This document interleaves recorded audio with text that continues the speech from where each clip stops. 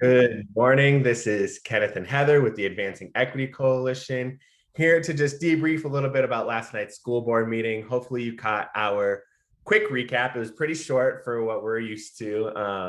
You caught our quick recap about last night's board meeting. And so, Heather, what stood out to you? What did you want to dive deeper into today? Yeah, I think there was there was a hearing last night about the closure of the Tuttle building. And, um, you know, I guess I really wasn't thinking it was that big of a deal. It kind of just feels like one of those, like, okay, this is an official thing we have to vote on. You know, in the conversation about building, this story or this idea came up of like, yeah, so then this when we do this, there's an empty school building sitting in neighborhoods. And then and what does that feel like, and what does that mean for the neighborhood? And then director Elamine really took me even deeper into my thinking, where she was like, yeah, but North is full of empty school buildings. There's a lot of closed school buildings. And what is the district's long-term plan about what this is like for the North Side community? And yeah, I don't know. Um, I think about the disparities there, about what our school district does on repeat. Yeah, I don't know. What did you think about that conversation?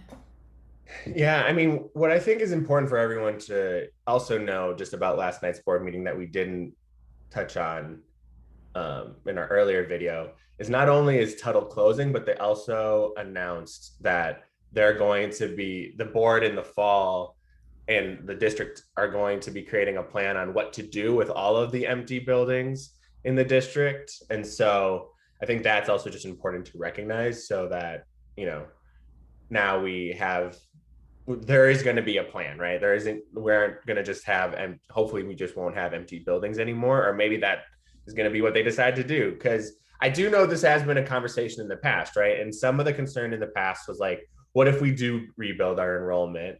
Like, then we will need the space. And so we want to keep the space that, and, there's also been like the conversation around, there have been charter schools that wanted to buy the buildings, and then the board was pretty anti-charter. So sometimes they would sell, sometimes they wouldn't sell.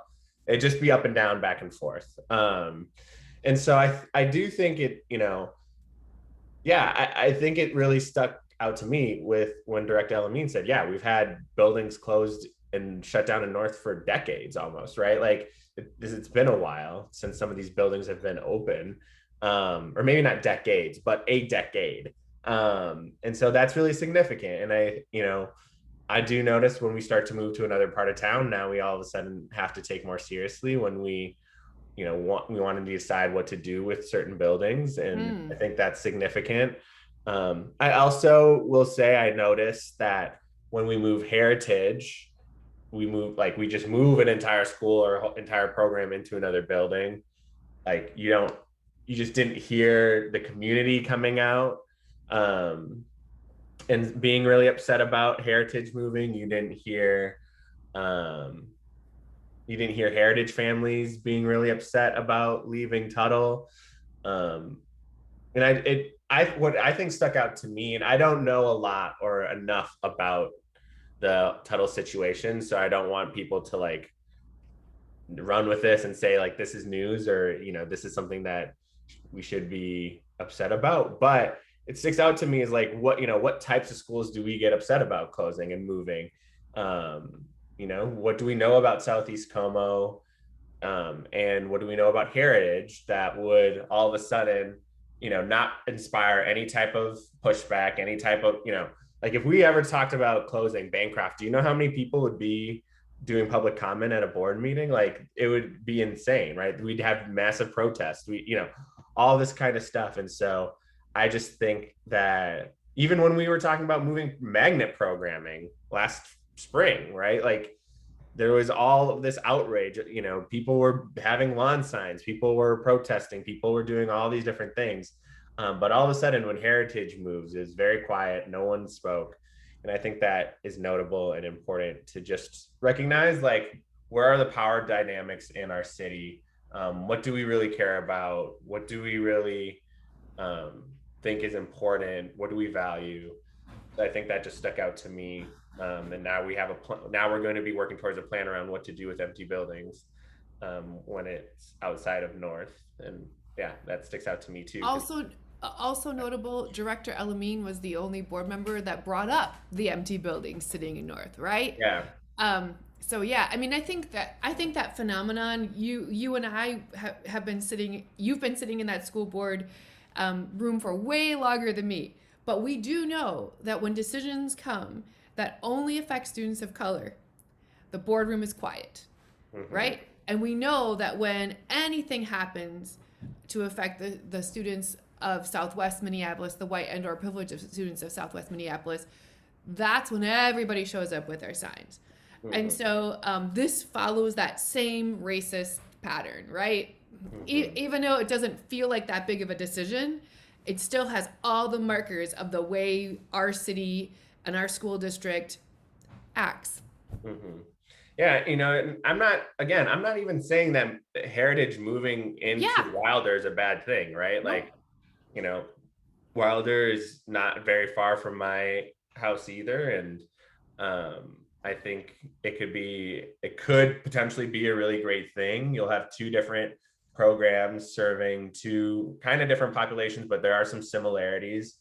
Um, and so yeah, hopefully it is a positive thing. I'm not saying that it's not. I just think like the general things that produce outrage um, are like school programs moving, buildings closing. Like that just produces outrage just because those are topics that people have a lot of passion around. And last night that wasn't the case. And so I just thought that was interesting for sure. So Yeah. Then the um, other thing that we have to talk about is the public comment last night. Uh, so, I mean, you start.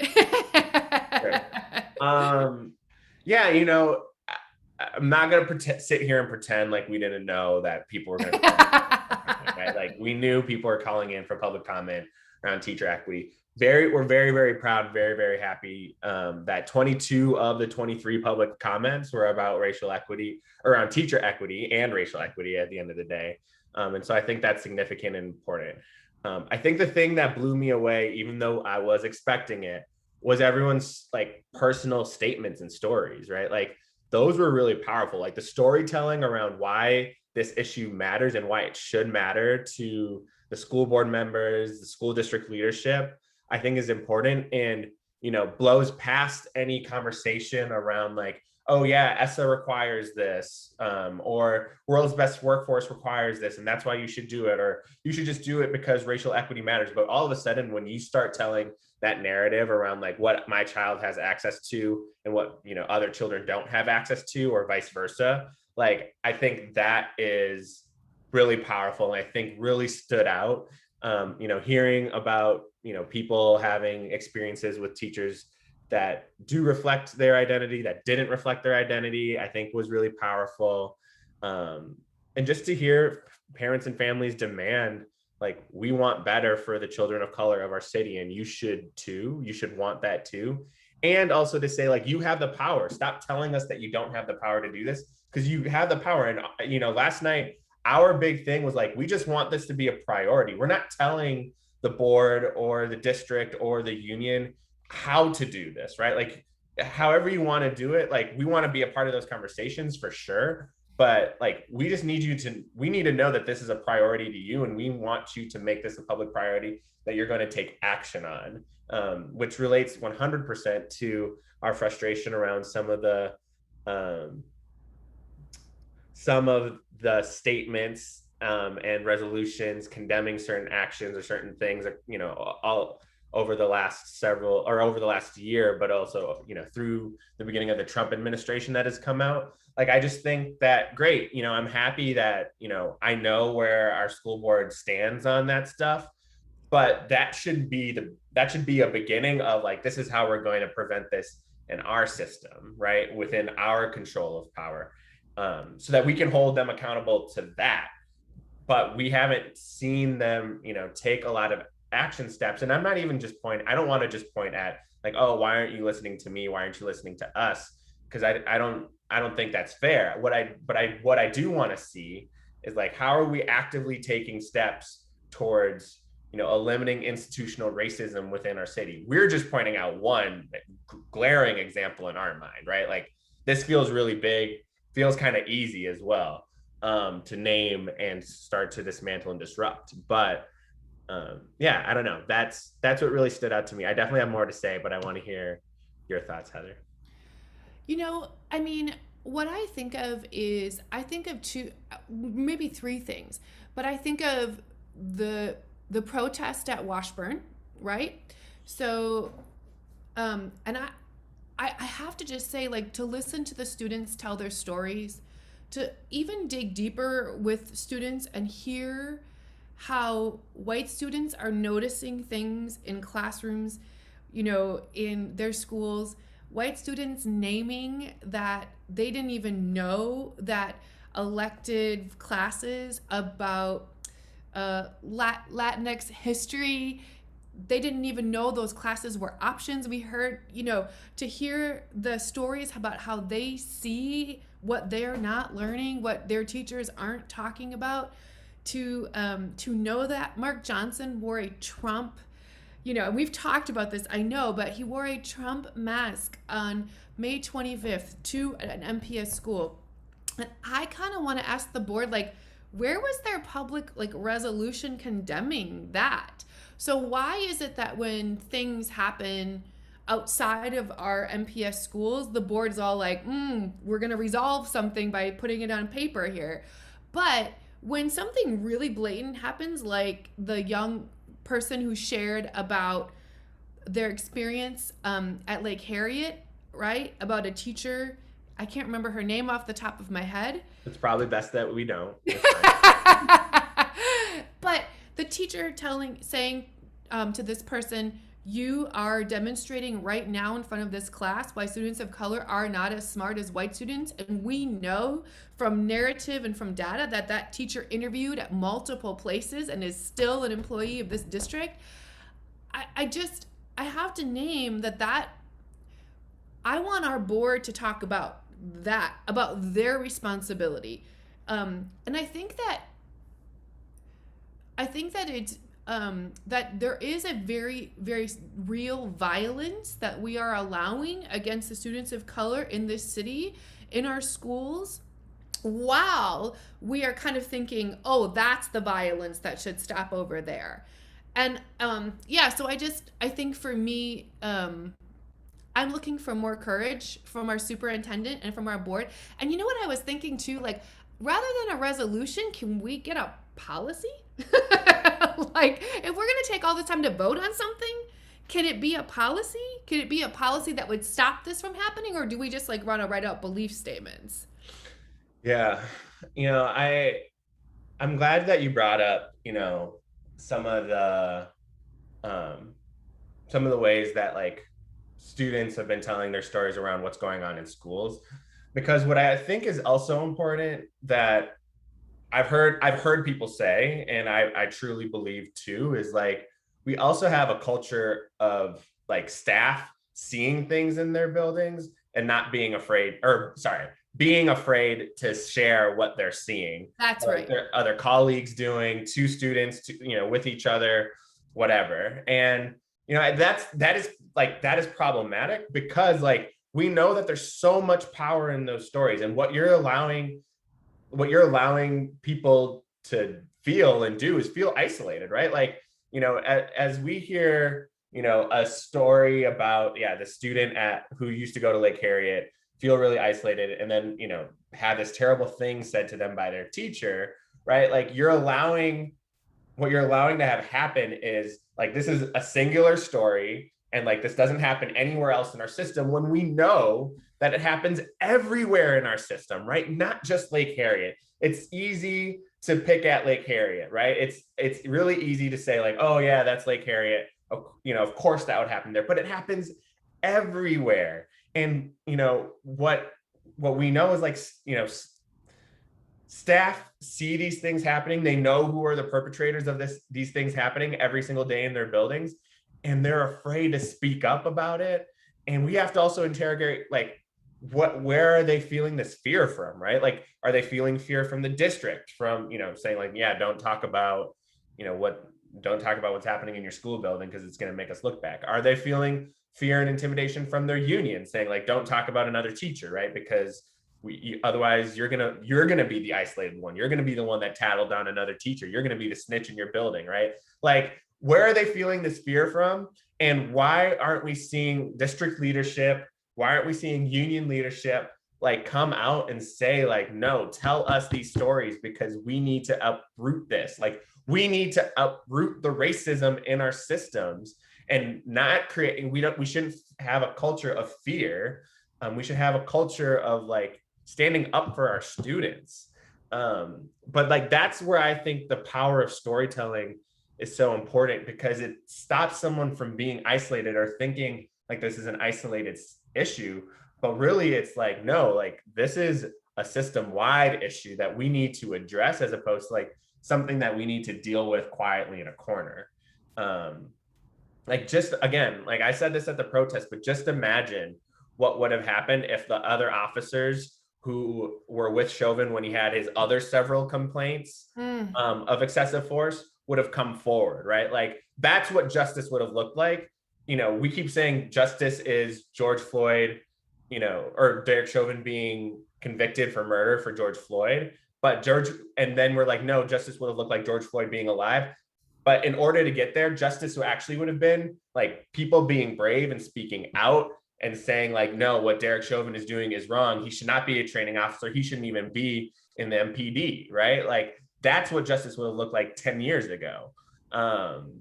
But people think like, oh, now I'm going to come out and say the thing because, it's viral or whatever. Like, we need those stories to be told now, and we need people to stand in their courage, to risk their privilege, to risk their sense of safety and comfort, to tell these real stories around like what's happening in our buildings. So anyways. You know, and I really want to say this. Children are very prone to internalizing things that happen to them as though there's something wrong with them. And I just want to name I'm 47 years old. I grew up in violence and abuse. It took me years to recognize that that wasn't me that was the problem. That was all of the adults around me that were the problem. And so when I see teachers being silent and I see students being harmed, I see when I was a volunteer and I see the same student getting kicked out, there's more than just that moment. That moment lives inside of that body for so long, thinking there is something wrong with me. And when other adults say that they love you, but they don't stop the other adults from hurting you, you internalize that too. And so I remember being a very little girl and promising that I would never let anything like that happen to kids while I was around, because I knew what that felt like. And so I just want to call on adults, teachers, to say like, your silence sends messages to children too. You are a contributor to their trauma, their racial trauma, when you have coffee and clink mugs with that teacher after they've treated that child that way. And I know that that's not pretty to think about, but I just really think the children of this city matter. The students of color of this city matter.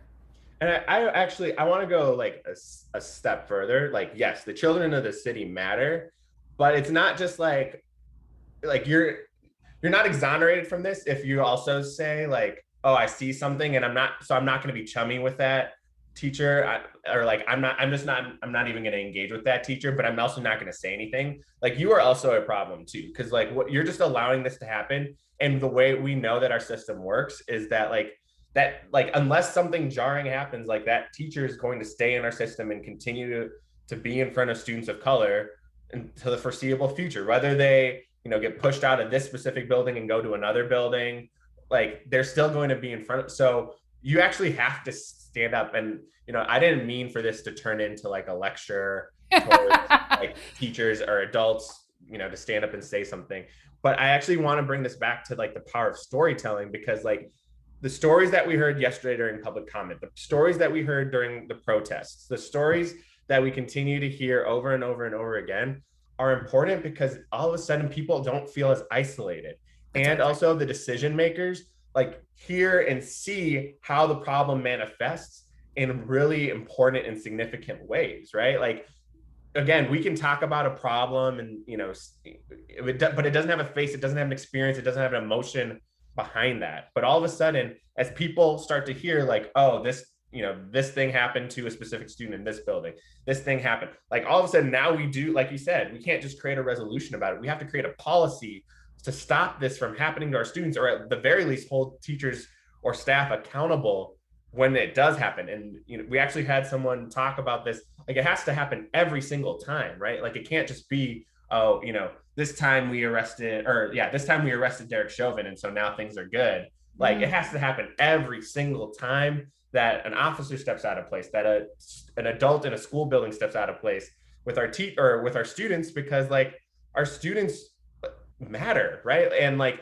their brilliance matters, their futures matter, like the way that they experience the world matters, and it turns into who's going to be leading our communities, who's going to be you know contributing to a better future and a better society for our community. And I just think like that is something that just gets glossed over pretty easily, because it's hard work, it's not comfortable, um but like everyone needs to like tell their stories and tell their experiences. And I hope that we have one or two people that listen to this that are willing to continue to share more, because I last night was really powerful. I really do feel that. I thought last night was powerful. I know you also went to the literacy protest and you heard more stories around like what like having poor access to like strong literacy instruction has meant to people. And like that, I think those are things that like people need to keep hearing